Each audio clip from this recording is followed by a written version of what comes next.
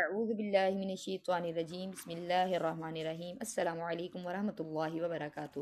امید کرتی ہوں کہ آپ ایمان، تقوی اور صحت کی بہترین حالتوں میں ہوں گی۔ جمال آن لائن قرآن اکیڈمی میں آپ سب کو خوش آمدید۔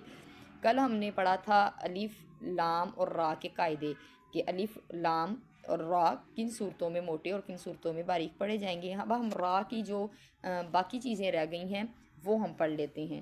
اب ہے را مشددہ۔ را مشددہ جو ہے وہ اپنی حرکت کے مطابق پڑھی جائے گی۔ اگر اس پر زبر اور پیش ہے تو موٹا پڑھیں گے، زیر ہے تو باریک پڑھیں گے۔ جیسے ففیعو، اس میں را موٹی ہے، اور ذریتن تو اس میں را باریک پڑھی جائے گی۔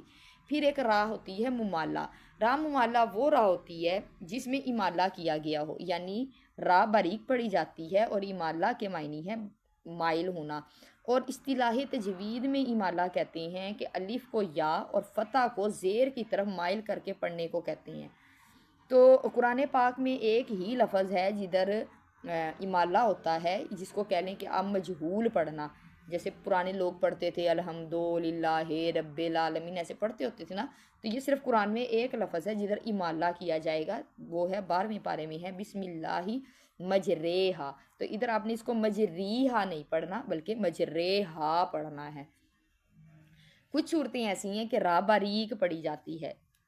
اب کب باریک پڑھی جائے گی؟ جب را کے نیچے زیر ہو، جیسے شاریبہ، را ساکن ہو اور اس سے پہلے زیر اسی کلمے میں ہو، ٹھیک ہے؟ تو جیسے فرعون، یہ آپ نے دیکھنا ہے۔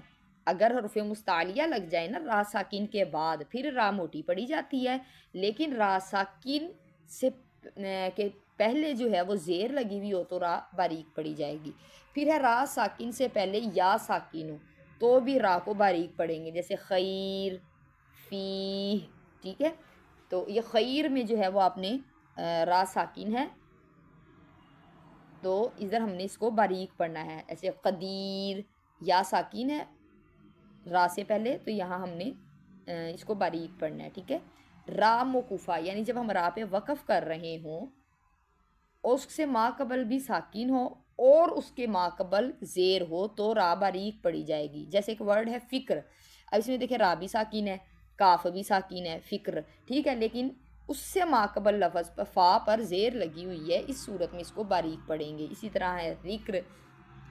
تو یہ چند الفاظ ہیں، اس کی آپ نے پریکٹس کرنی ہے، اور یہ را ساکنہ اور را موقوفہ کی جو ایگزامپلز میں نے آپ کو بتائی ہیں، یہ آپ نے مجھے یاد کر کے سنانی ہے۔ السلام علیکم ورحمۃ اللہ وبرکاتہ۔